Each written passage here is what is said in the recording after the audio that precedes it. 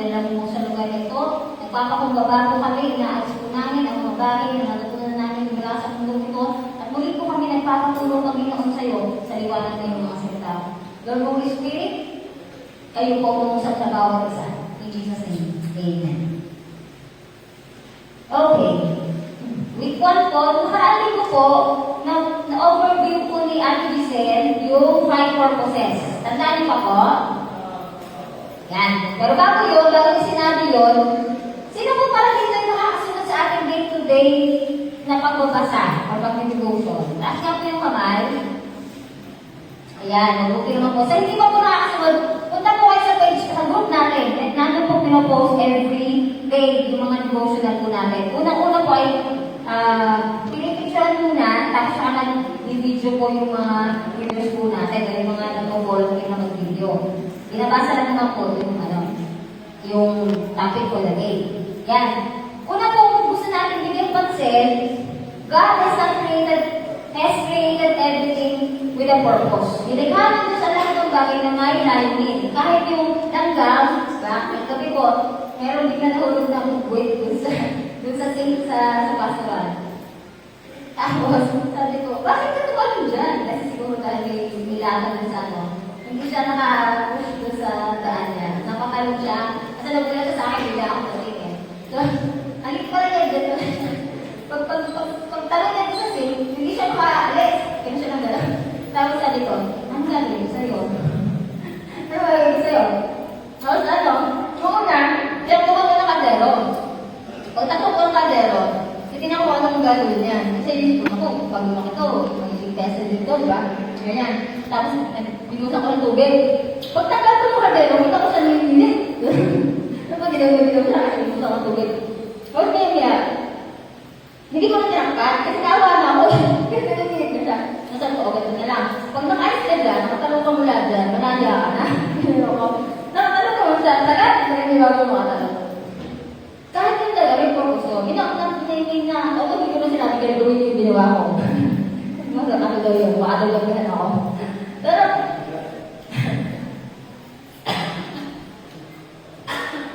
kaya ano? Ang tools niya. Tapos isang araw, sabi niya, bakit yung tools ko?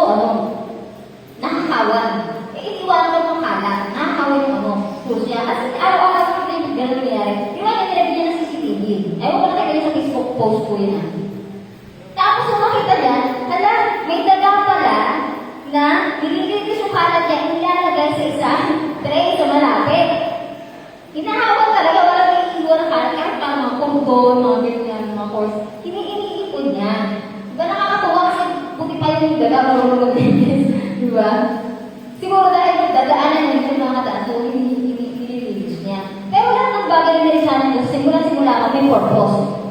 Pumasok ang kasalanan, doon lang nabaluktot ang purpose. Diba? Kaya nagkaroon ng mga walang animals, diba nagka-away-away na napapatay na kasi nga pumasok ang kasalanan. Pero lahat ng nilika ng Diyos ay mabuti at may layunin siya doon. Okay? Ganyan nga po yung kamay. Lagay niyo po sa puso niyo. Pakiramdaman niyo po, tumiti po pa po ba? Para sa kanya? Hindi. Tumiti po pa po ba? Pag tumiti po pa po yan, ibig sabihin, may purpose pa po si God sa buhay niyo. Yan. Kung gusto po natin kasi kung malaman ang purpose niya sa buhay natin, kanino po tayo dapat pumunta? May kwento po ako. Ito po hindi talaga ulit kwento po, hindi kwentong barbero. Ito ang kwento po ng kalat-kalat. May sulat pa po siya sa newspaper, sa Chicago Tribune. May isang tao na nagngangalang Bill Mallory. Ano po pangalan? Bill Mallory. Noong year late 50s, 1950s, early 1960s, itong si Bill Mallory, pumunta siya sa India. Di ba kung meron mga paniniwala sa Hinduism kasi Islam, pumupunta sila, naglalakbay sila para malaman ang kahulugan ng buhay. Ganun yung ginawa niya. Pumunta siya sa India para ma-discover ano ba ang kahulugan ng buhay.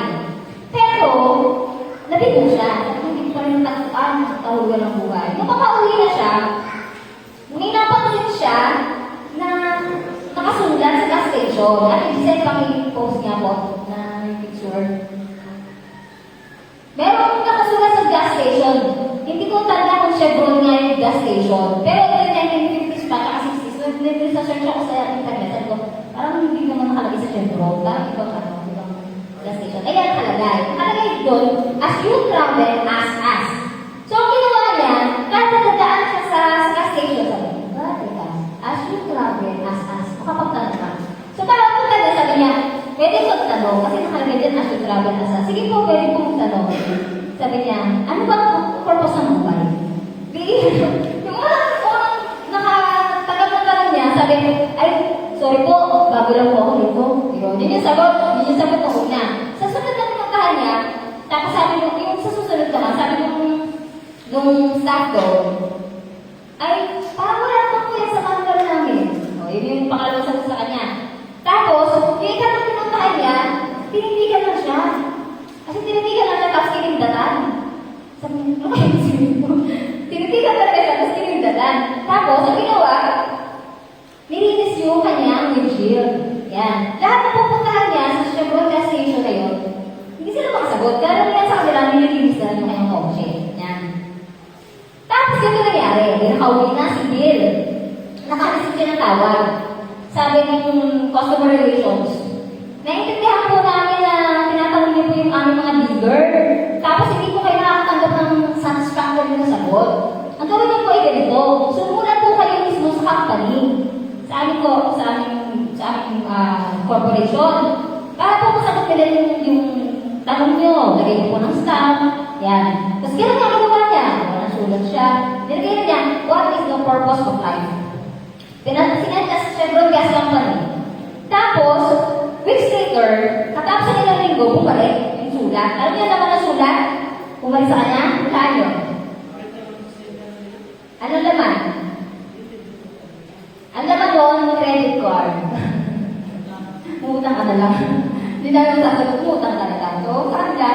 Para may purpose nila, umutang ka na lang. Eh, kung gusto natin malaman ang purpose natin ng buhay, hindi tayo pupunta sa gas station.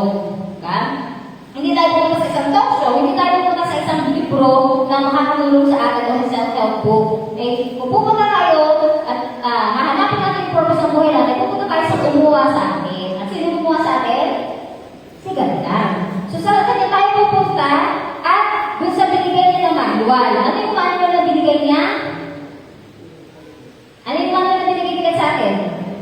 Ang Biblia. So, kung gusto natin malaman ang dahilan, ang purpose, kung bakit tayo mabuhay, lumapit tayo sa Diyos, basahin natin ang Biblia. Okay. So, punta na tayo ngayon. Sa inyong mga copies po, ewan ko pa tayo ng copy. Sa kanya tayo. Pakibasa nga po ng verse na makikita niyo dyan. Efeso 1:11. Sorry po kung English na rin po dyan ha. Ano yung po sa Tagalog. Meron po ba kayong copy doon? Efeso 1:11? Tama po ba? Meron kayo? Pakisabi po ng amay kung meron copy. Meron pa?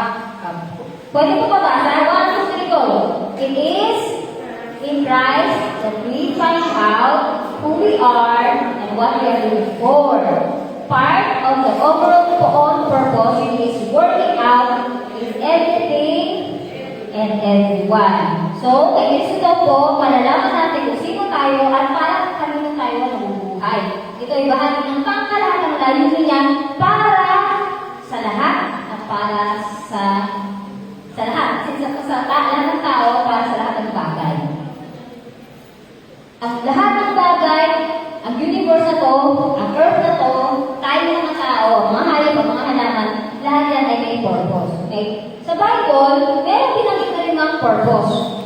Ito ay sinamari mula sa Great Commission at Great Commandment. Ano po yung Great Commandment? Kung alam niyo po. Ano po yung pinakadakilang utos? Ibigin mo ang Panginoong mong Diyos ng buong puso, ng buong isip, ng buong kaluluwa at buong lakas. At ibigin mo ang kapwa gaya ng iyong sarili. Ano naman po yung dahilang atas? Great Commandment. Humayo kayo. Ano po? Matching ka lumilid. Hindi alam. Humayo kayo Gawin ninyong alagad ko ang lahat ng bansa.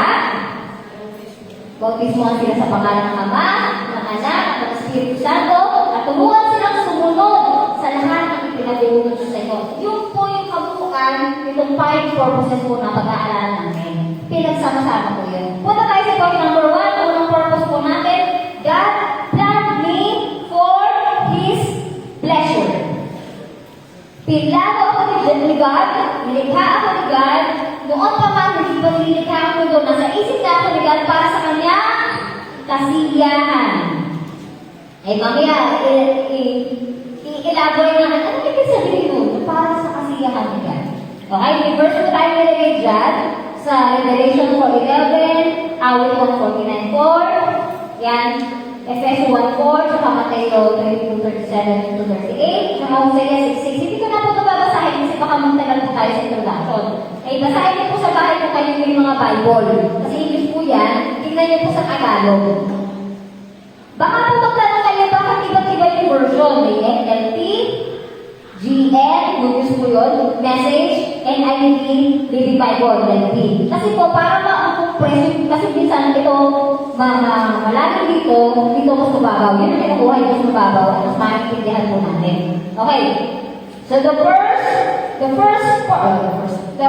purpose of life is to know and love God. To know and to love God. Pagsulat po. The first purpose of life is to know and to love God. Ang unang layunin sa buhay ay makilala at mahalin ang Diyos. Sabi sa Mateo 6:32,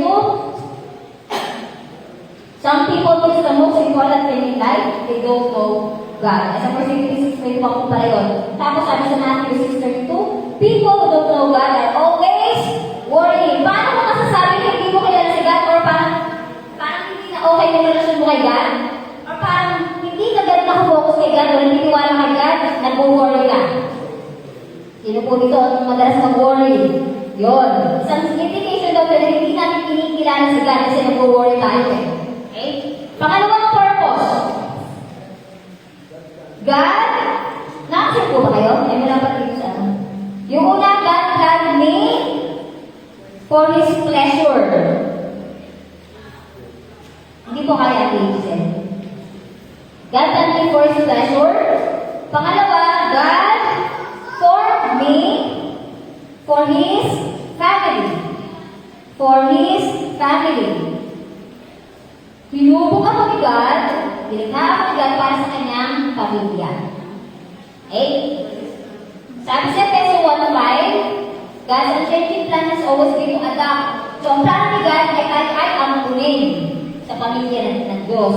Kasi tunay na anak ng Diyos naman ay si Jesus, di ba? So, kapag tayo ay tumanggap sa Panginoong Jesus, tayo ay inaampun sa pamilya ng Diyos. Okay? Binigyan tayo ng privilege na maging born again. Sinabi born again, hindi po ito religion ha. Ito po ay isang experience na nararanasan ng isang tao na nagsusuko ng kanyang buhay kay God. Ibig sabihin, nagbabago ka inside out. Sabi sa pag-aaral natin sa anthropology, kung kayo po ay estudyante ng anthropology, binibigyan tayo ng bagong DNA. Kaya nagagawa mo sumunod sa kanya kasi iba ka na talaga. Meron siya ilalagay sa iyo na ibang DNA. Meron siyang ibang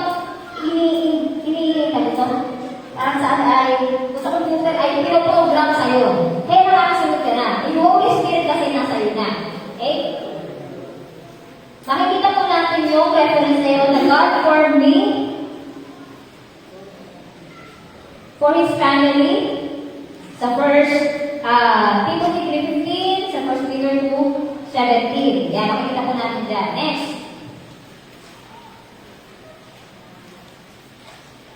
The second purpose of life is to learn to love others.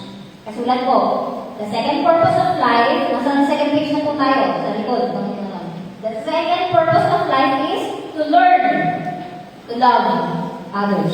Nasubukan niyo po ba mag-prepare na natulungan kayo matutong magmahal? Nasubukan niyo na po yun? Ako nasubukan ko rin. Lalo na natuturo ako. First time ko magturo sa kanya. Sa batang maliliit. Naging prayer ko talaga yun. Matagal ko si prayer yun. Lord, teach me to love. Iba po kasi yung sinasabi lang, talagang ginagawa. Okay? So the second purpose of life is to learn to love others.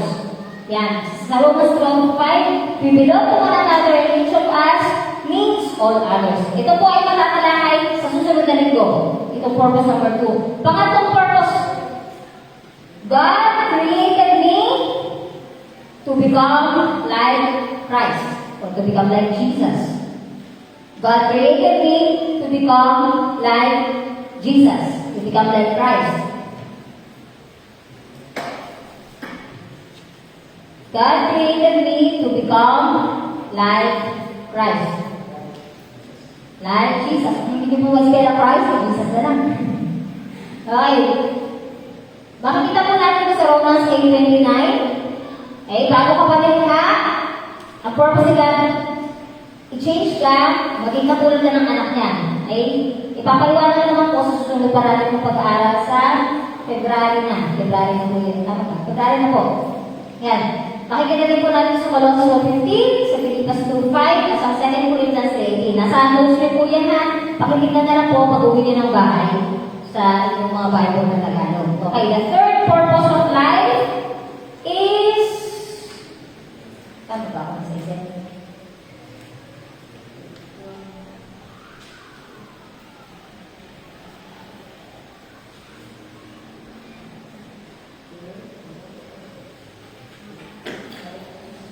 The third purpose of life is to grow spiritually, not just physically. Okay? The third purpose of life is to grow. Grow up spiritually, not just physically. Tayo ay mag-mature. Ito lang, masadali. The third purpose of life is to mature. And to grow up spiritually, not just physically. Hindi lang tayo lumaki sa itsura, sa physical, kundi yung ating spiritual ay mag-mature din.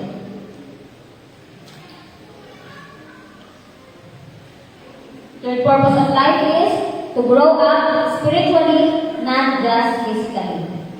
Number 4. Ito lang po, the third purpose of life. And number 4, God shaped me to serve Him. God shaped me to serve Him. Ang ika-apat na layunin ni God sa paglikha niya sa atin ay upang maglingkod. Okay? God shaped me, tayo, to serve Him. Okay? Ito po sa second week ng February, matatalakay po natin dito yung ating shape. Okay? Yung spiritual gifts nyo. Kung kakayanin natin, magkakaroon po tayo ng exam para malaman mo, saan ba yung calling ko? Saan ba ako pwede? Saan ba yung gift ko? Okay? Tapos, part, saan ba yung puso ko?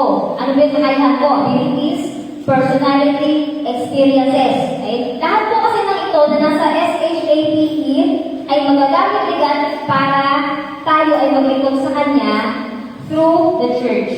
Okay? So, ang reference po natin dito, Ephesians 2:10, tsaka 1 Peter 4:10.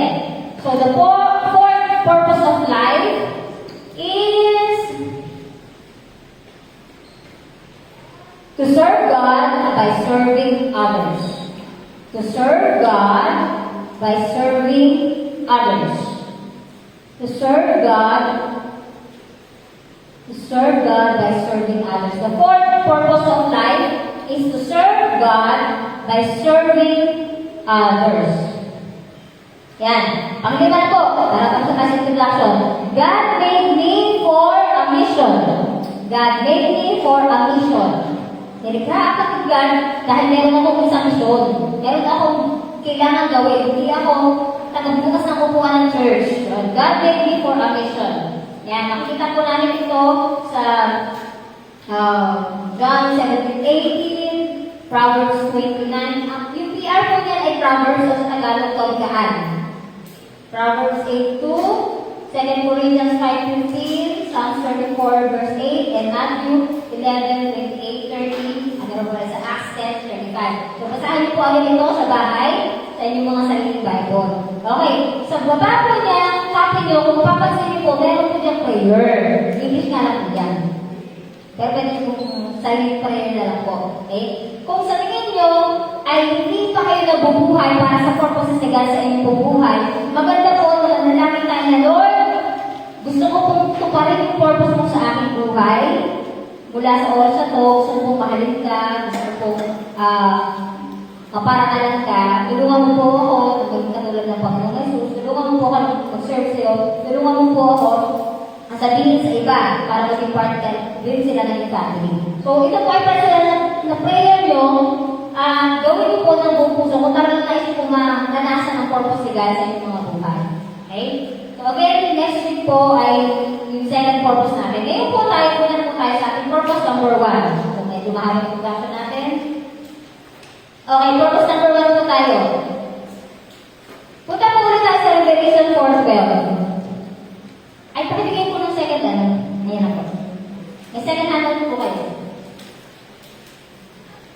Revelation 4:12. Sa mga may Bible po, paki-open po sa Pahayag 4:12. Sa English po, ang sabi po doon, you, or pertaining to God, you created everything, and it is for your pleasure that they exist and were created. Sa Tagalog, Panginoon o Diyos, ikaw ang lumikha na lahat ng bagay, at para sa iyong kapurihan, ang lahat ay nag-i-exist ay narito, nabubuhay, at nalikha. Okay? Revelation 4:11 po yun. Ito pala nga ang Tagalog. Yan. Tingnan ko lang po sa bukas. Yan, ayun. Sabi dito sa book, kung kayo po ay may book, pwede niyo po kasundan, pero hindi naman po ako nakubuk dito sa mensahe. Yan, ikaw na ang luwalang sa lahat ng bagay, at ayon sa iyong magustuhan, sila inilang mo at pinapanatili. So, ang dahilan bakit tayo ay nandito? Dahil sa Diyos. Bakit tayo buhay pa? Dahil pa rin sa Panginoon. Yan. Okay, meron po po kopya lahat? May kopya na po? Kulang?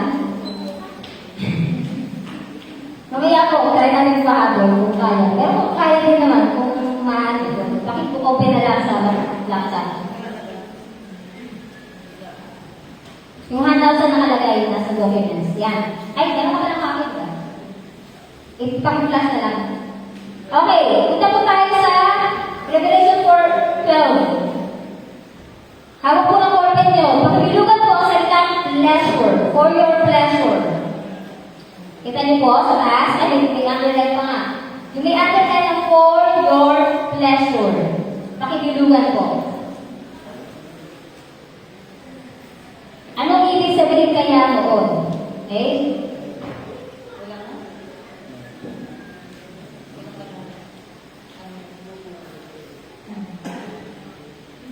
Okay. Tingin po kayo dito.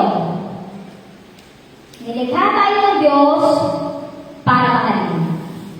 Ulitin ko. God made you just to love you. Ulitin ko. Nilikha ka ng Diyos para mahalin. Medyo bago ba yun? Bago ba yun natin? Ikaw mo na. Nilikha talaga ako ng Diyos para mahalin. Okay. Ang ibig sabihin nito, ang pinaka-mahalagang calling ng buhay mo, bakit ka nabubuhay, hindi para gawin ng isang responsibility, o sundin ng isang commandment, o rule, o ritual, o religion. Hindi. Ang pinaka-calling mo, bakit ka nabubuhay, ay magkaroon ka ng relasyon. Relasyon sa Diyos. Sa Diyos na nagmamahal sa iyo. Yun ang unang calling natin. May pagkakataon, ewan ko sa buhay, sa mga leaders ko ako nakipag-usap. May mga pagkakataon sa buhay natin na nabuburn out tayo.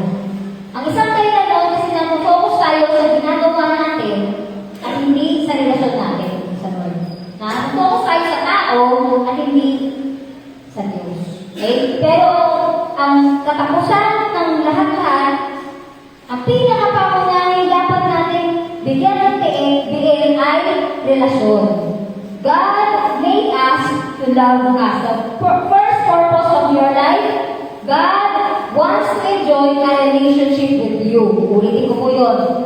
God wants to enjoy a relationship with you. Ulitin ulit. God wants to enjoy a relationship with you. namin tatay natin, na-enjoy natin yung mga kapatid natin, na-enjoy natin yung kasintahan natin sa mga may kasintahan, na-enjoy natin yung mga asawa natin sa mga may asawa.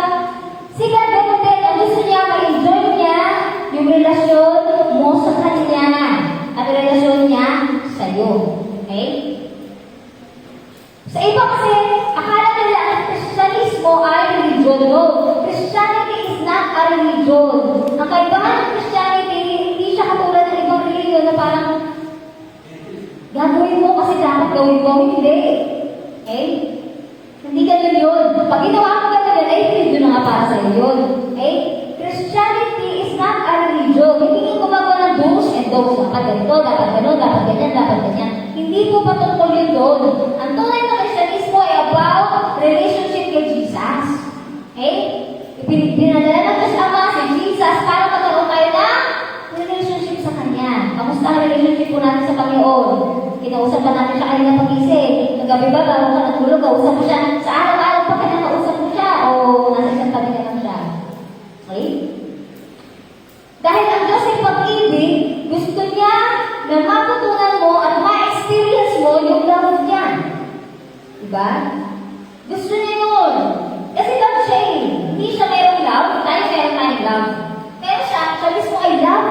Kabuuan niya yun. So dahil siya kabuuan niya ay love, gusto niya na tayo maranasan natin, matutunan natin, ma-experience natin, maramdaman natin yung love na yun. Eh, gusto ni God, gusto niya tayo maging anak. Gusto niya tayo mapunta sa kanyang pamilya. Sana po medyo nasisipin sa atin yun. Ang unang purpose ng buhay natin ay hindi maglingkod. Ulitin ko. Ang unang purpose ng buhay natin ay hindi maglingkod sa Diyos. Ang unang purpose natin ay hindi sumunod sa Diyos. Ang unang purpose natin ay hayaan natin mahalin tayo ng Diyos. Alam niyo ba ang sarap ng bansa ng Israel? Sabi ni God, ilang beses kitang sinubok, sinikat, taligain, pero ayaw mo. Yun ang problema. Yun ang kasalanan ng church, ng Israel. At yun din ang naging kasalanan natin.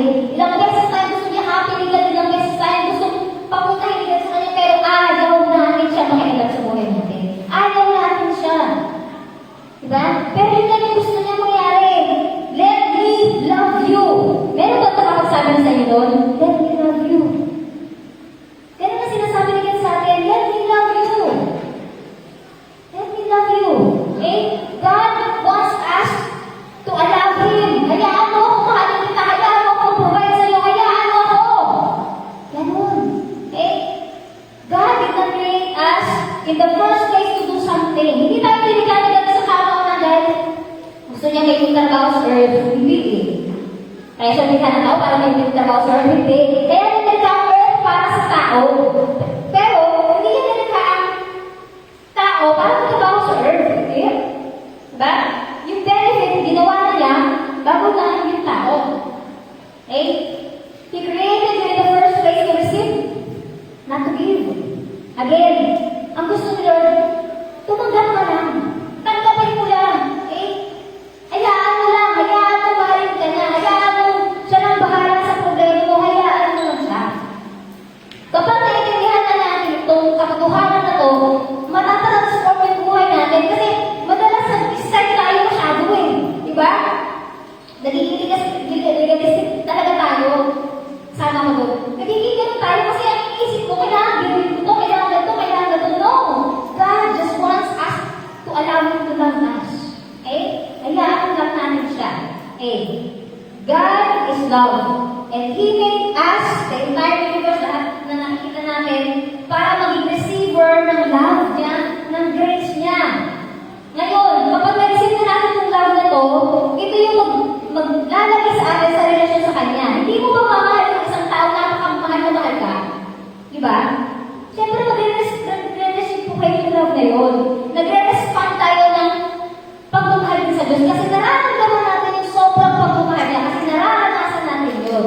At ang tawag doon sa pagbabalik natin ng pag-ibig sa Kanya ay worship. Sabihin niyo nga, worship.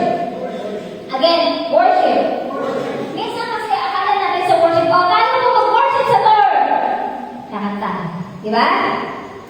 Yun ang akala natin sa worship. Pero ang worship by loving God back. Pag minamahal mo si God, yun ay worship. Ano man ang ginagawa mo? Okay? Worship. Ang worship, two-way to. Okay? Dalawang communication, two-way. Mahal ka ni God, kaya ibinigay niya anak niya, kaya binibigyan ka ng hininga, binibigyan ka ng buhay, binibigyan ka ng mga mahal sa buhay, binibigyan ka ng mga pagkain at lahat ng meron ka, galing sa kanya.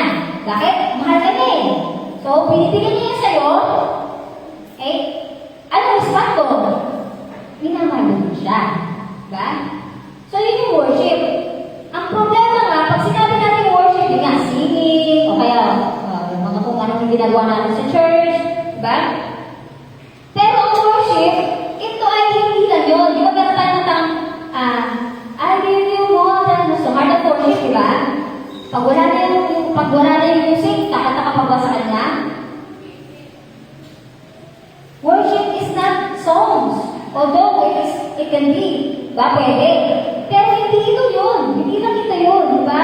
Ang worship ay ano bang ginagawa mo 24/7 na expression mo ng pag-ibig sa kanya. Yun ang worship. Yun ang worship. Okay? Since worship is receiving God's love and loving Him back, worship can happen all day, all week, all year. Kung ang pagsamba ay ibinababalik God yung pag-ibig niya sa'yo at ikaw naman ibinabalik mo yung pagsamba mo sa kanya, pag-ibig mo sa kanya, pinapahayag mo yun. So ang worship, pwedeng mangyari kahit nasaan ka, ano man ang ginagawa mo araw-araw, sa buong isang linggo, sa buong isang taon, sa buong buhay mo. Okay? Yun ang worship. Okay? So sulat natin dyan, the first purpose in my life is to worship God. Ang unang dahilan, layunin ng buhay ko ay sambahin ang Diyos. Sambahin siya.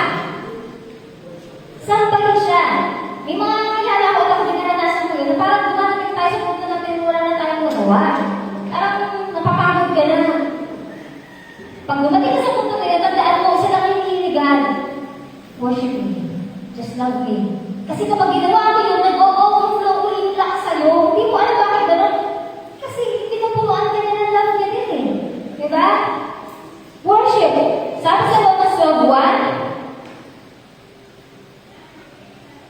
because of God's great mercy to us, offer yourselves as living sacrifice to God, dedicated to His service and pleasing to Him. This is the true worship that you should offer. Okay?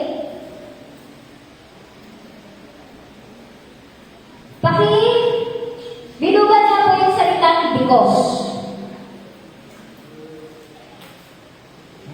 Dito sa verse na to, makikita natin yung pinakamagandang definition ng worship. Okay, pag sinabi natin because, may dahilan. May dahilan, bakit mo i-offer yung sarili mo. Because, sabi diyan, because of God's great mercy. Dahil sa pag-ibig ng Diyos, dahil sa awa ng Diyos, na nasa buhay mo na nararamdaman mo sa araw-araw, na nagbibigay sa'yo ng bakit buhay ka pa ngayon, bakit sa dami mong pagsubok sa buhay, eh nakakatayo ka pa, diba? Grace ni God yun, love ni God yun, mercy ni God yun. Dahil doon, nagagawa mo mag-worship. Ibig sabihin, si God muna. Tandaan natin, hindi si God ng isang bagay na hindi mo na siya ang nagbibigay. Ulitin ko, hindi si God ng isang bagay sa atin na hindi mo na siya ang magbibigay sa atin. Pag sinabi niya, sabahin mo ko, hindi yun basta parang boss na. Sabahin mo ko, yan. Hindi ganon. Diba? Pag sinabi niya, worship me, mag-good ka sa atin yung love niya, kaya mag-worship natin siya. Kaya ibalik ka sa kanya yun. Yung love na yun na may ibabalik natin sa kanya. Diba? Worship is my response to God's love. Number 1 point, pagsulan ko, worship is my response to God's love. Ang pagsamba ay tugon ko. Tugon ko sa pag-ibig ng Diyos. Bakit hindi ka makapag-worship? Kasi hindi mo nararamdaman mahal ka ng Diyos. Ulitin ko. Siguro kaya hindi mo may taas ng kamay mo, hindi ka makasamba. Kasi feeling mo, iniwanan ka na ni God. Feeling mo, hindi ka niya mahal. Feeling mo, wala siyang pakialam sa'yo. Diba? Kasi ang worship ay response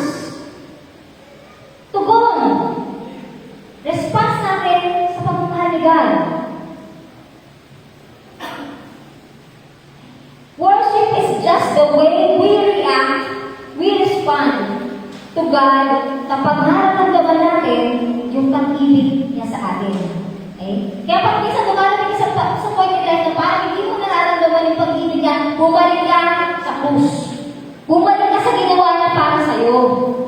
Ipaalala mo sa sarili mo yun. Kasi nasasayang ka eh. Diba?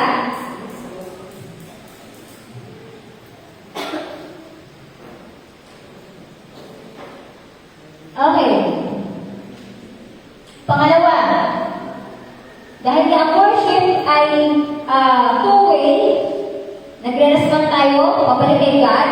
Worship is giving back. Di ba ito sa verse na yan? Sabi dyan, offer. We offer our lives. Okay? Worship is giving back to God.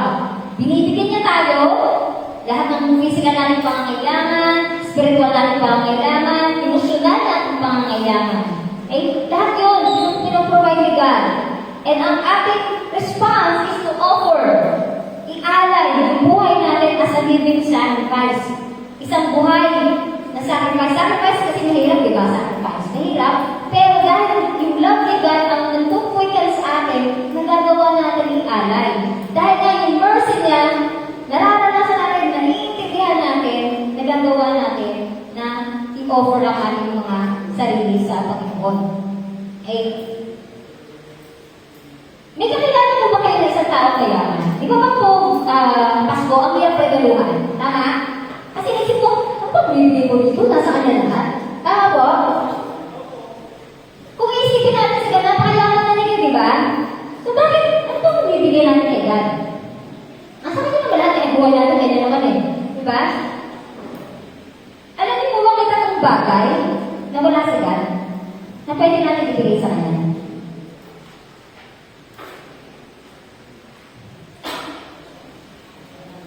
Ay, pumunta na pala tayo. Pumunta naman tayo sa dulo. Mamaya pala yung muna. Punta pala tayo sa Mark 12:13. Sabi ko, love the Lord your God with all your heart, with all your mind, with all your strength. May tatlong bagay na gusto ni God kung paano natin siya mahalin. Yan. Dito muna tayo, bago dun sa tatlong bagay na pwede natin ibigay. Yan. Tatlong bagay na pwede natin gawin para paano natin siya mahalin. Ano gusto niya paraan ng pagmamahal natin sa Kanya? Una, God wants me to love Him thoughtfully. Thoughtfully. Okay? Pag sinabi thoughtful yung tao, ano ba siya? Thoughtful. Napaka-thoughtful mo naman. Pag napaka-thoughtful ng tao, ibig sabihin, sino dito ang thoughtful sa tingin niya? Ako thoughtful ako. Sino gano'n? Pag sinabi thoughtful yung tao, lagi ka niyang iniisip. Halimbawa, nagkaroon siya ng food. Di ba may food tayo minsan dyan. Kapag ang isang tao ay thoughtful, hindi niya muna iisipin yung sarili niya. Ang isip niya, kumain mo ba lahat? Yun. Thoughtful kasi siya. Ang gagawin niya, ay hindi pa pala nakain si Pastora, ay hindi pa pala nakain si Kuya Arvin. Sige, pagtarigin na natin. Thoughtful kasi siya. Nakalikas natin yun. Ay, ang gusto ni God, when we worship Him, kapag sinasamba natin siya, kapag i-express natin yung love natin siya, dapat ginagawa natin ito thoughtfully. Ibig sabihin, love God with all your mind. Okay? With all your mind. With all your attention. Okay? Pangalawa, God wants me to love you passionately. Okay? Sabi dyan, with all your heart. Okay? Buong puso. Pag sinabi, napaka-passionate mo naman dyan sa ginagawa mo, ang ibig sabihin nun, di ba kahit hindi ka na kumain, dire-diretso na lang sa ginagawa mo kasi yung passion mo nandun. Kahit hindi ka swerduhan. Kasi natin yung passion mo, ano yung puso mo. Pangatlo, God wants us or me to love Him practically. Practically. Okay? Ibig sabihin, love God with all our abilities, our strength. Yan. Alam mo po ba? Yan, punta na tayo. May tatlong bagay na kahit kay God na itong buong universe, kay God na itong buong mundo, pero may tatlong bagay na maliban. Maliban ibigay mo sa Kanya. Hindi niya matatanggap. Tatlong bagay. Maliban ibigay mo sa Kanya yun. He doesn't have your attention. Nasa kanya na lahat, hindi mo naman siya pinapansin. Diba?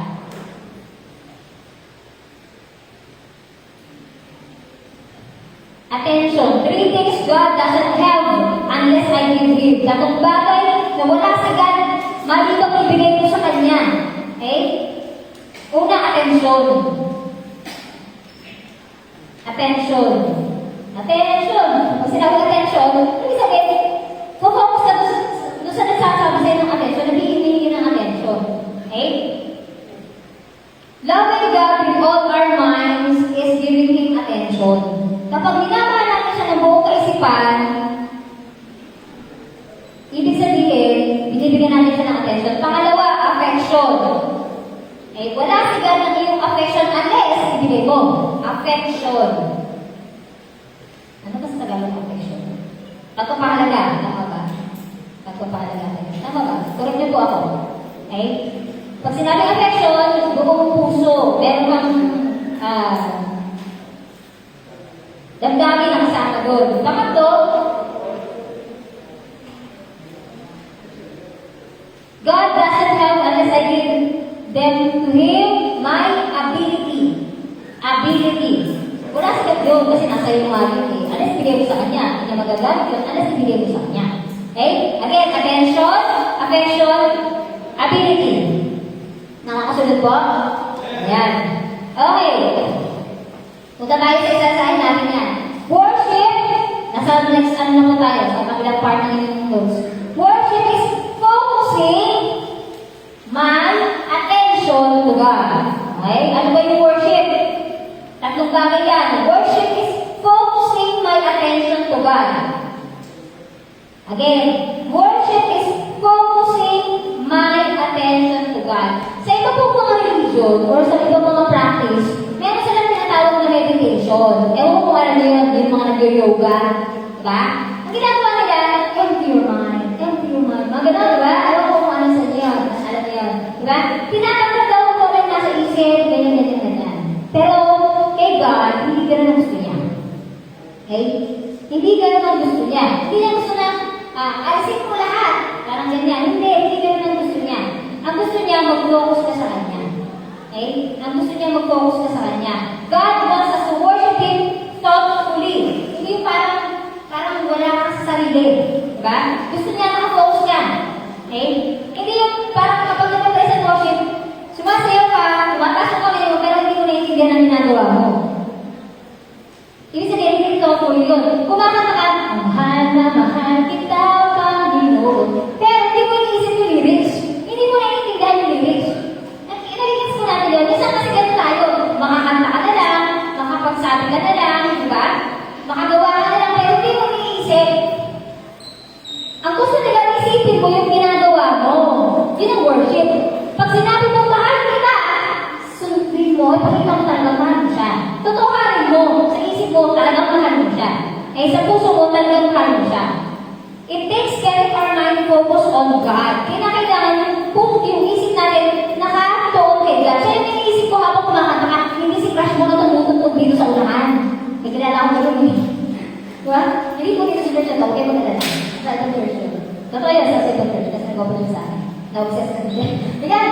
So, ang tunay na pagsamba, hindi ka nakapasit sa tao habang kumakanta, kundi nakafocus ka sa sinasabi ng kanta at sinasabi mo yun sa boss.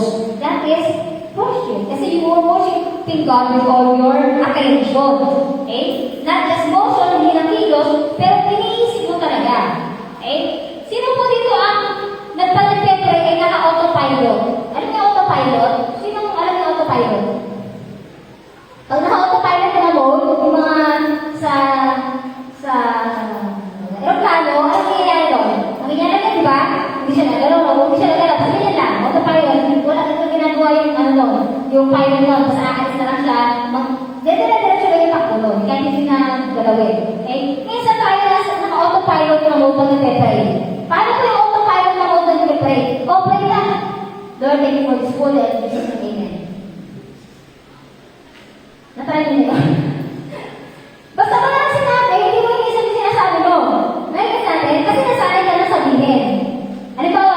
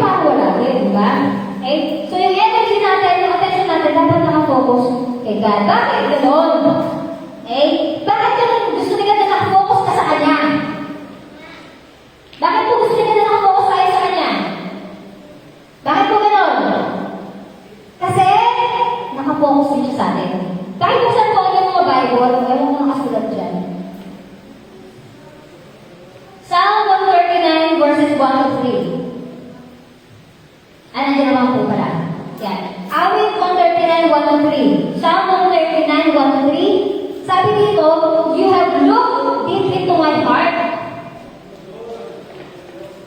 Lord, and you know all about me. You know when I am resting or when I'm working. You notice everything I do and everywhere I go. Kung tatagalugin natin ito sa gagawin natin pang tao na pamatayan, obsessed sa yung tao ay lahat tinitingnan sa'yo. Ba? Pag-isip mo, pinagmamasdan ka. Pag-tulog mo, pinagmamasdan ka. Diba? Pagtitibok ng puso mo. Obsesyon. Diba?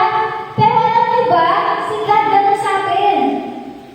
Tinitingnan niya yung laman ng puso natin. Alam niya ang lahat sa atin. Alam niya kung kailan tayo bumahinga, kung tayo nag-work. Pinapansin niya ang lahat. At kung saan man tayo pumunta, nakatingin siya sa atin. Tapos hindi mo masasabihin, mahal ka niya. Diba? Yung focus ni God nasa atin. Kapag ang focus ni God ay nasa atin, ibig sabihin, pinapagano'n gano'n tayo makahalaga sa Kanya. Okay? Hindi niya tinatanggal ang kanyang mata sa bawat isa sa atin. Minsan may mga magulang na sasabi ng ganito, hindi ko maintindihan bakit sinasabi ng mga anak ko, hindi ko sila mahal. Ginagawa ko ba lahat para sa kanila? Araw-araw ko kumakayod para sa kanila. Gawin mo ganun kahwiran. Diba? Araw-araw ko kumakayod para sa kanila. Nagpaprovide ako sa pangailangan. Hindi pa nila alam ko sila? Hindi ba nila nararamdaman yun? Okay? Pero ano ko lang?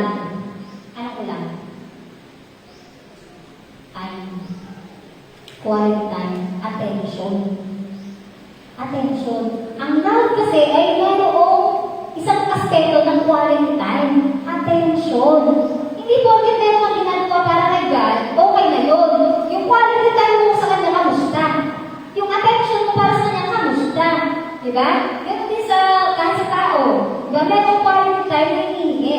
Okay? God wants us to focus our heart and our attention sa Kanya. Okay? Kasi, focus siya sa atin eh.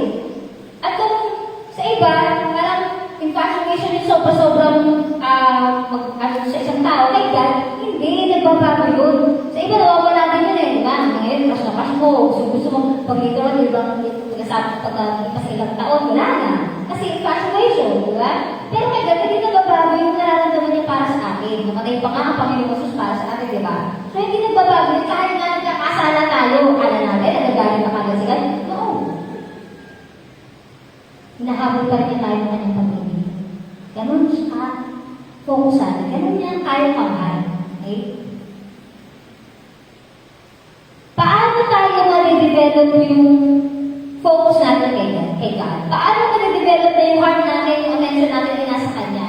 Okay? Una, establish a daily time with God.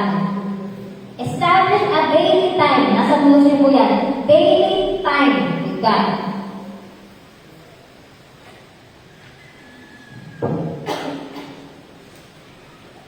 Para matuto ka na mag-focus sa Kanya, para yung attention mo ay makapunta sa Kanya palagi, magbigay ka ng oras sa Kanya. Ganun din sa tao, di ba? Kapag hindi ka nagbibigay ng oras sa isang tao, paano ka na-develop yung relasyon sa tao? Paano ka mag-focus sa kanya sa isipin? Sabi nila, pag 21 days, it makes a habit. Kapag lagi mo ginagawa araw-araw, nakakasanayan mo na. Kaya nga ang atake ng mga naniligaw ganito. Ewan ko kung tama ako mga lalaki, mga boys. Ang atake ng mga naniligaw ganito. Talaga sa mga unang mga paniligaw ganito, nagpapasugin yan. Maya kamusta, maya good morning, good afternoon, good evening, ganyan. Kumain ka na ba? Blablabla. Yan. Lahat ng pang sasatayin ka yan. Sasatayin ka yan. Hanggang sa mag-withdraw na lang siya. Yeah, pag sanay ka sa kanya, withdraw siya. So, ano nangyayari sa'yo? Hahanapin mo yun. Diba? Tama ba, girls? Meron na sa'yo yun? Hinahanap mo kasi nabibis mo kasi nasanay ka eh. Diba? Sa relationship natin kay God, kung gusto natin ma-miss natin siya, sanayin natin na magkaroon din ng quality time sa Kanya. Kung sabi natin siya araw-araw, diba? Kasi nami-miss naman niya talaga tayo. Okay? Establish a daily time with God. Paano yun? Una, find a place. Paano yung wala ang place? Paano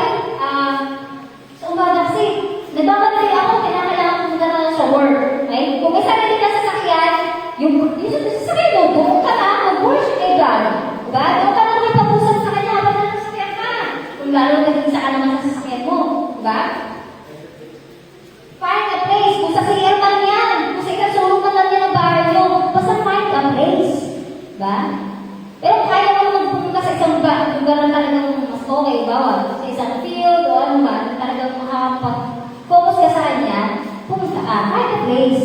Pangalawa, no fancy words. Ano ibig sabihin ng no fancy words? Huwag kang masyadong huwag kang parang naliligaw na parang ang daming mabulakan na salita. Hindi naman kailangan nila yun. Alam naman kasi nila kung nasa puso natin. Okay? Paugnay nito, yung pangatlo, be yourself. Maging totoo ka lang. Kung nagagalit ka sa pagkakataon na tapos nila, gusto mong lumapit kay God, Lord, nagagalit ako. Sabihin mo kay God, okay na yun. Lord, alisin mo to, nagagalit ako, naiinis ako, Lord, alisin mo po nito sila to, ayaw mo po nito. Pwede kay God yun. Lord, ganyan, Lord, ganito, ganito. Diba? Tapos sabi sa'yo ka, kalma, anak, kalma. Diba? Kalma ka lang. Diba? Umawi ka lang sa akin, ganyan. Diba? Pwede yun. Sabi sa Matthew 16, find a quiet place so you won't be tempted to go away before God. Just there as simply and honestly as you can manage. The focus will shift from you to God and you will begin to sense His grace. Okay? Paano yun sa pag-meditate ng salita ng Diyos? Sa mga nakakaalam, review na lang po ito.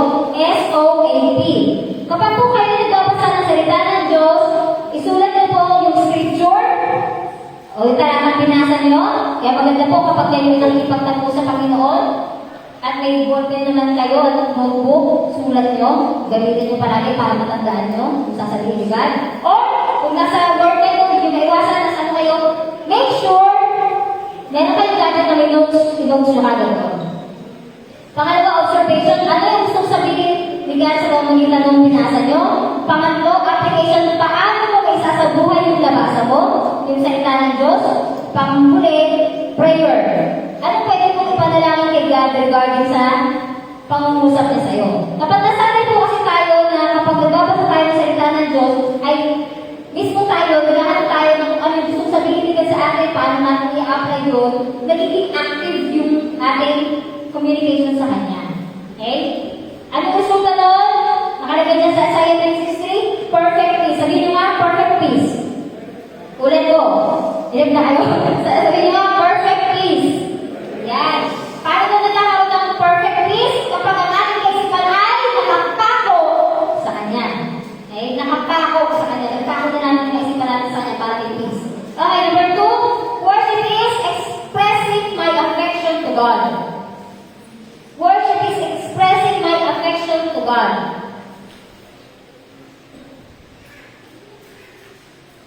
Sabi dyan sa Exodus 34:14, doon na lang po basahin ko.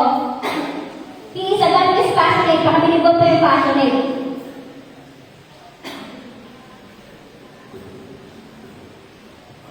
Taas po kami na may asawa dito. Ayan. Sino magkasama ko? Halimbawa si Arvin. Halimbawa ko yung Arvin. Kakarina. Halimbawa isang araw kung lumapit si Kuya Arvin sa inyo, may dalang flowers. Yan. May dalang flowers kasi anniversary nyo daw po. Yan. Tapos, nung dala-dala niya yung flowers, sabi niya sa inyo, ano pong tawagan niya? Ano pong tawagan niya? Ha? Mahal? Ano po? Wala kang tawagan. Frida? Ano? Kaya kasi kinatawag name. Sa inyo ba wala kayo tawagan? Wala. O kunyari, honey or mommy, ganyan. Sabi niya. Halimbawa, gano'n. Ito dalawang para sa'yo. Tapos sabi ni Kuya Arvin kay Adelina, binibigay ko ito sa'yo para dahil sa katong dahilan. Hindi mo ba rin si Kuya Arvin kunyari. Sabi niya, una, kasi asawa mo ko. Pangalawa, kasi anniversary natin. Pangatlo, kasi talagang dapat sila bigyan kasi dapat talaga bigyan ng mga asawa ang kanilang ng flowers ng asawa nila kasi anniversary nila. Natingin nyo, matutuwa siya tayo niya mag-gano'n. Nakikinig kaya sa ha? Hindi nyo ba natin bakit binigyan ng flowers? Natingin nyo matutuwa? Matutuwa ba? Nakikinig naman kayo. Matutuwa ka rin kaya tayo niya? Matutuwa kayo kaya sinumitin niya bakit binigyan ng flowers? Diba sabihin ko hindi? Kayo, bakit? Kasi parang ginawa ko to out of duty kasi asawa ko na dahil sa anniversary na. Di ba parang ginawa ko out of duty? Di ba? Mas maganda yun. Kaya mo ginawa kasi gusto mo talagang ibigay. Gusto mo talagang gawin. Okay? Ganon din kay God. Okay? Ganon din kay God. Minsan, kaya natin ginagawa kasi kailangan gawin eh. Ha? Kaya ka pumunta sa church kasi kailangan eh. Kaya kasi ano ko, ano ako nito si board na nito, kaya dapat ito, dapat ganyan, dapat ganyan. No. Ang gusto ni God, gawin mo kasi gusto mo. Hindi na lang pinipili ka sa duty mo. Eh kasi ako president ng ano, eh kasi ako ganito, kasi ako ganito. No! Gawin mo kasi gusto mo. Kasi mahal mo siya. Eh? Worship is expressing affection. Mahal natin si God. Kaya tayo nagagawa natin gawin yung mga bagay-bagay as a form of worship. Okay? Pangatlo, worship is using my abilities for God. Okay? Ang pagsamba ay paggamit ng aking mga kakayahan para sa Diyos. Worship is using my abilities to God.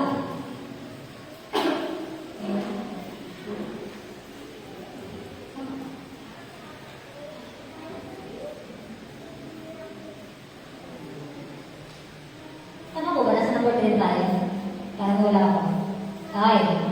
Worship is focusing or using my abilities to God. Minsan, kahit sabihin mo sa isang tao na nakikita, o kahit sabihin mo lang ihap mo siya ng ihap, may mga tao na hindi yun ang love language. Di ba? Meron tayo 5 love languages. Tandaan niyo po, kung sino nakakaalam, una, receiving gifts. Kapag ikaw ay kinikilig o tonto kapag nakakatanggap ka ng regalo, kahit maliit ba ng candy man yan, ang love language mo, primarily is receiving gifts. Kapag ikaw naman ay pumapalang ka tenga tuloy pinuhuli ka, ang love language mo ay words of affirmation. Gusto mo laging binubuo na kami. Binubuo ka lagi. Okay? Pangatlo naman, kapag ang love language mo ay, kapag ikaw naman ay ang tao na gusto mo, kapag kinakausap ka, nakatutok lang sa'yo, at hindi mo ano ginagawa, ikaw ay quality time. Ang love language mo. Kapag ikaw naman gusto mo, tinutulungan ka sa mga ginagawa mo, sa halip nga, basta lang sabihan ka ng good job, ibig sabihin, ang love language mo is acts of service. Ang pagsa. Ano ba nakalimutan ko? Ayun, kapag ikaw naman, nasabihan ka na ng I love you, natulungan ka na, nabigyan ka na ng regalo, pero hindi ka naman niyayapos, hindi ka naman tinatapit sa balikan, pakiramdam mo, hindi ka pa rin mahal, kasi ang love language mo is touch, physical touch. Nakikas niyo po ba? Mamamagalala natin yan sa susunod. Eh, kaya ganun din. Kahit sabihin mo, mahal kita o Diyos. Diba? Kahit, gawin ko yun, gumawa ka, magano'n ka po, pero hindi ka naman nagsaserve, kulang. Diba? Worshiping God is using our abilities. Ipakita mo, sabi nga ni Santiago, faith without action is dead. So para summarize natin to, Colossians 3:23. Ano bang ginagawa mo? Gawin mo ng buong puso na para sa Diyos mo ito ginagawa at hindi sa tao. Kapag ginagawa natin ang lahat ng bagay na para sa Diyos, ang tawag nito ay worship. Again, kapag ginagawa mo yung mga bagay-bagay para sa Diyos, hindi para sa tao, nagiging worship ito. Kapag nagtatrabaho ka para sa Diyos, nag-aaral ka para sa Diyos, sumusunod ka sa mga leaders mo para sa Diyos, yun ay worship. Okay? Matatapos na po ako. Isang katotohanan na huwag po natin kakalimutan, it's not what you do that matters. It's who you do it for. Okay? Hindi naman ganun talaga kahalaga kung ano ginagawa natin. Ang pinakamahalaga para kanino. It's not what we do. It's for who. Para kanino. Para kanino natin ito ginagawa. Kasi kahit gawa ka, kahit sa ministry, maglingkod ka, o kahit sa bahay mo, nagpapakasipag ka, pero bali ang motibo ng puso mo, walang sensa yun.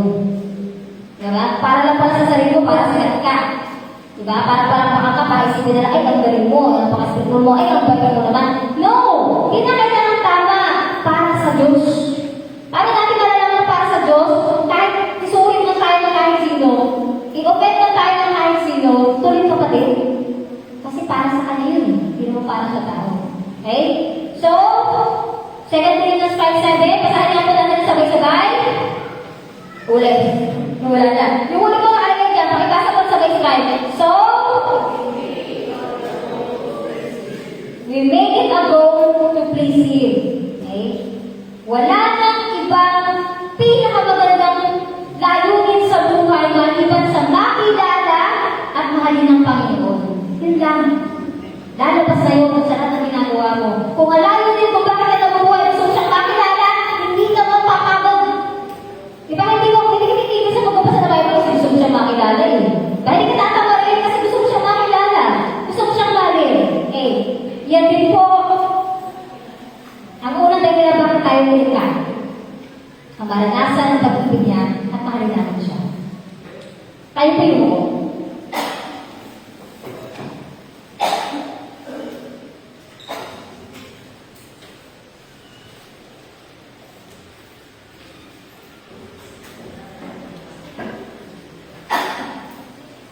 sa oras ito, huwag po muna natin pansinin yung nasa paligid. Isipin mo ikaw lang at si God na nandito.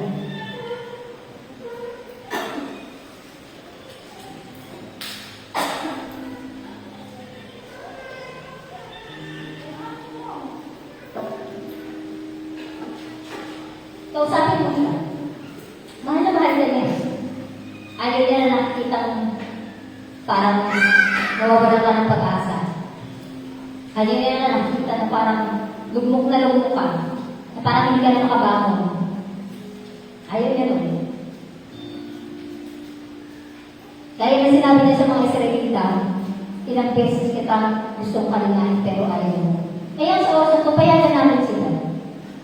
Payagan natin sila na pakialaman yung buhay natin. Payagan natin sila na mahalin tayo. Payagan natin sila na yakapin tayo at iparamdam sa atin na, anak, mahal kita. Sobrang mahal kita. Sobrang mahal kita. At gusto ko, maranasan mo yun.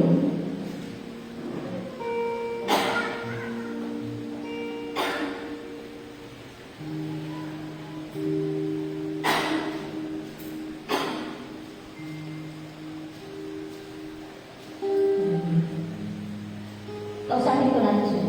Again, ang gusto lang niya sa'yo, kamulan ay relasyon. Gusto niya na makilala mo siya. Gusto niya na maramdaman mo mahal ka niya. At mula doon, gusto niya din tanggapin yung pagmamahal ka.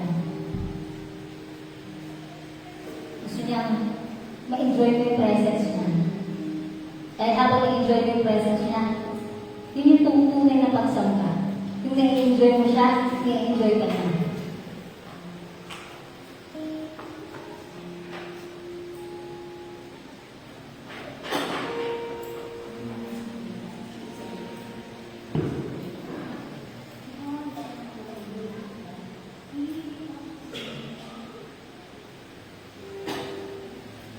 sa awitin po natin yung nais kong purihin ka.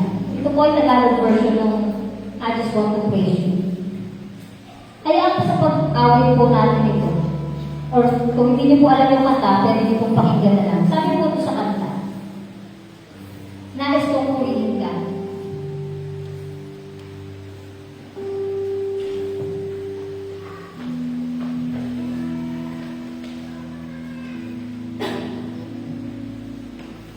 Sabihin na mahal kita. Pakitain mo ako. Kasi po yung natin lyrics ko tayo parang medyo iba. Yung nakita ko kanina sa YouTube, mas sakto siya sa English translation. Kaya yun po yung inano ko. Sinend ko kanina sa music team. Sabi po ito sa lyrics na is mapulin ka, sabihin na mahal kita. Kantahin mo ako para medyo matatan ko. Nais kong purihin ka. Sabihin na mahal kita. Ito ang lahat sa buhay ko.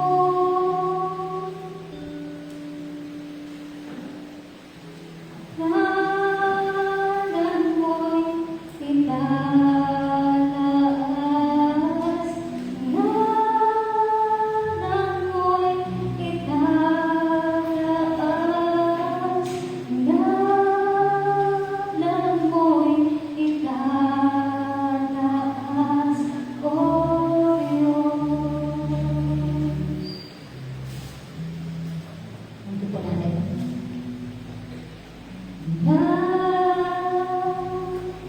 kong purihin ka sa tingin na mahal kita. Ikaw ang lahat sa buhay ko. Hangganan mo'y itataas. Hangganan mo'y itataas.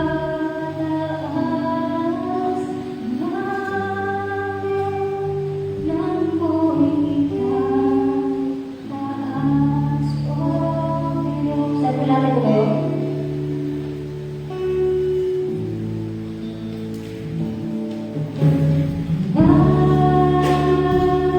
Nais kong purihin ka sa tingin na mahal kita.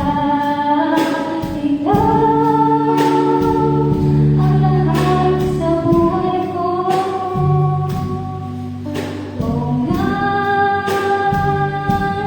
mo'y itataas. Hangganan mo'y itataas. Hangganan mo'y itataas. Oh Diyos, pagkat po natin yung purihin ka ng hindi ka, at kaya mag-declaration natin ito at panalangin. Nais kong ibigin ka sa tingin na mahal kita.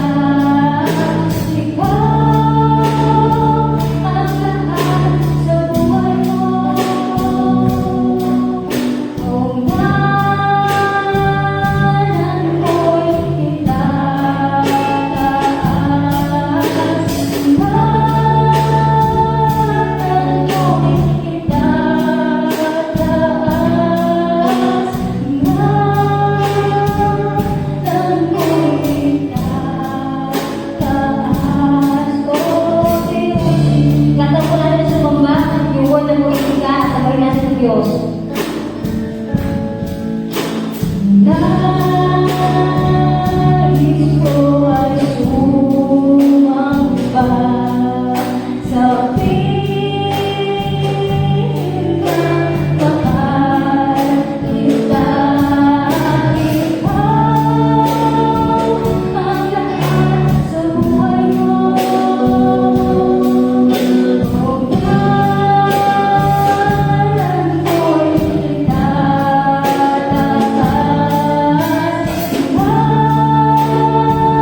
Hangganan mo'y itataas.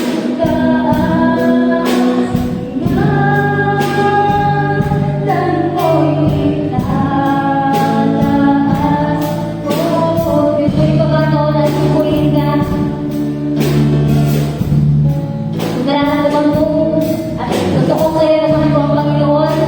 Hindi ka na kailangan sa bilang itaasan yung kamay, purihin siya, kawilan siya. Taasan mo, ikaw ang lahat sa buhay ko.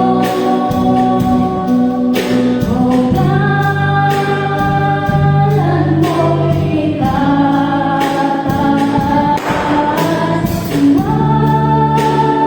Hangganan mo'y itataas.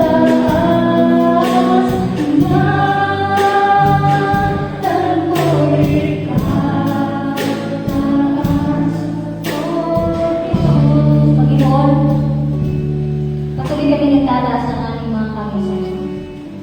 Nagpapasalamat dahil iniibig mo kami. Bago pa na namin nakilala. Bago pa nilikha ang sinuman ng buong sa katauhan. Bago pa nilikha ang mundo ito, nasa isip mo na po kami. At may dakilang plano ka sa buhay namin, Lord God. May dakilang plano ka. Inadala Dalangin mo po, Panginoon, sa oras na ito. Yakapin mo ang bawat isa na nakakaramdam na parang iniwan mo na sila. Yakapin mo po, Panginoon, ang bawat isa na nakakaramdam na parang nag-iisa na lang sila, wala silang kasalanan. Muli mong iparamdam sa kanilang Panginoon. At kayo, paunawa, Panginoon, gaano ka nandiyan palagi para sa kanila. Ipaalala mo sa kanila, Panginoon, ang mga pagkakataon na hindi na nila kaya, pero nakaya nila. Yun ay dahil nandiyan ka, Panginoon. Nandiyan ka, Panginoon. Hindi na sa sarili nila kaso, Panginoon, ang bawat isa. Yun ay dahil sa iyo, Panginoon. Dahil sa iyo. Ganun mo kami kamahal, Lord God. At dahil sa iyong pagmamahal, magagawa ka rin namin mahal. Dahil yun ang lahat na namin buhay, Lord God. Ang makilala ka at mahalin ka magpakailan. Silipas ang langit at ang lupa. Mawawala yung buhay nito na meron kami. Dahil magpapatuloy yung pag-ibig na yun kasi makakasama ka namin sa walang hanggan, Lord God. Mawawala lahat ng ari-arian at kayamanan. Mawawala lahat namin mahal sa buhay, pero ikaw, Panginoon, mananatili ka. Mananatili ka, Panginoon. Hindi mo kami iiwan, hindi mo kami papabayaan. Maraming po salamat. Matupad nawa po namin ang layunin mo sa aming mga buhay. Ang pangunahing layunin mo, yun ay makilala ka, yun ay mahalin ka, at yun ang aming nakilang pagsamba. Iniaalay po namin sa iyo ang aming mga puso, ang aming mga kaisipan, ang aming buong buhay. Sa iyo ito, Panginoon. Sa iyo ito. Mahal ka namin kaya kami susunod. Mahal ka namin kaya namin gagawin ang mga bagay ko. Hindi dahil hindi namin yun. Mahal ka namin dahil minahal mo kami. Minahal mo kami, Panginoon. At patuloy mo kami minamahal sa kabila, Panginoon, na lahat. Maraming po salamat. Magpakahayag ka po sa bawat isa. Lalo-lalo na sa panahon ng aming pag-isa. Sa pangalan ng Jesus. Amen. Amen.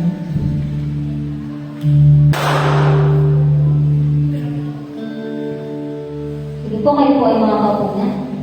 Binibigay ko na po sa MC.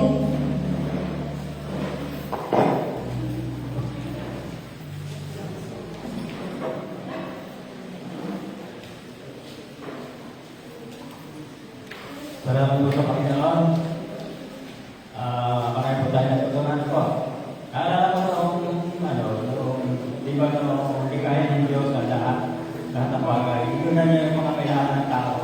Yung paano yung tao kanyang delika. Sabihin, ito pala, kaya nakikita ka ng Panginoon, yung kanyang pagmamahal sa atin. So po, minsan din po natin nakikita yung pagmamahal ng Diyos. At ang natin nakikita yung pagmamahal. Kaya ngayon, siguro natin naman ngayon, siguro po natin, siguro yung pag-ibigay is rinbahin ng worship. Diba? At tayo ay tumayo, muli, tayo ay mananalangin sa pag-ibigay. Lord, salamat po. Napakaganda Panginoon ng aming mga napakinggan. Pinakita niyo dito na ngayon ay higit na limama sa amin. Panginoon, nakita ko rin po na ang pagmamahal nito ay dapat namin pahalagahan. Kasi kung hindi yung papahalagahan, wala sa isa yung pagmamahal sa amin. Lord, salamat po. Maging sa aming pagbibigay, ako'y naniniwala Panginoon na pagbibigay ay gusto rin yung bahagi ng aming pag-worship sa iyo.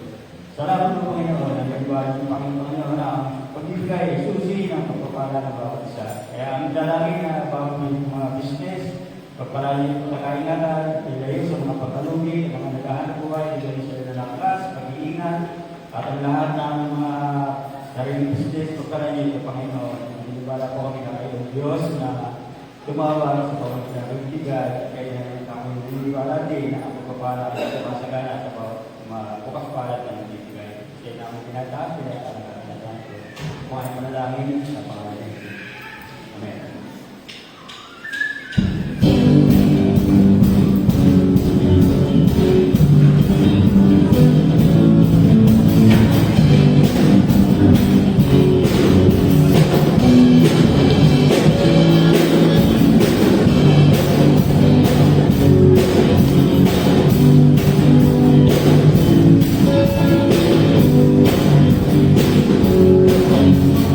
Ayan. Announcement lang po ulit.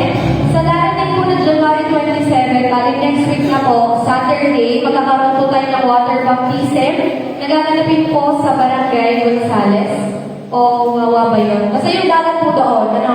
Yan, nagpalista po kay Ate Giselle yung mga willing na magpabautismo. And kinabukasan po, January 28, linggo po, ay magkakaroon po tayo ng annual Thanksgiving na gaganapin naman po sa ating bahay sa bahan sa live stream na tagas.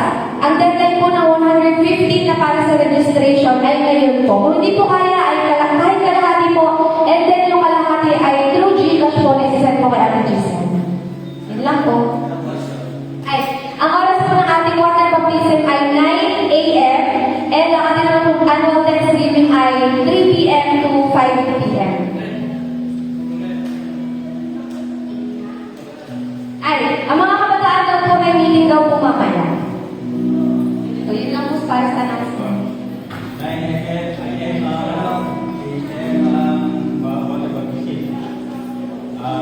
Ito po kami gawin sa ating Kanawa na tayo po kami lahat at magbalik sa Panginoon ang pagpuging kitay. Hallelujah. At ito po na ang pagpuging. Ang pagpuging niya kayo sa pagpapag na sa natin ngayon. Ang pagpuging ng salamat. Kitay. Hallelujah.